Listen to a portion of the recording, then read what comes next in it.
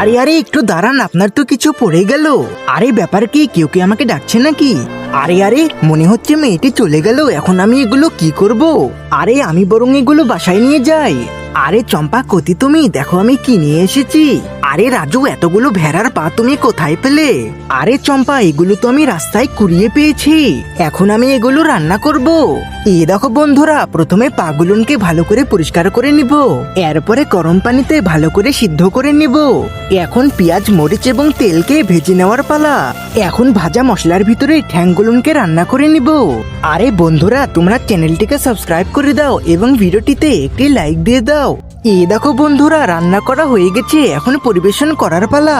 আরে চম্পাপু, তোরা কি রান্না করেছিস? আরে ভালো হয়েছে তুই চলে এসেছিস, দেখ তোর দুলাভাই কি রান্না করেছে। আরে ওয়াও দুলাভাই, রান্না তো দারুণ হয়েছে। আরে শালি, তুমি যত পারবে তত খাও। আরে বন্ধুরা, তোমার বয়স কত কমেন্টে লিখে যাও।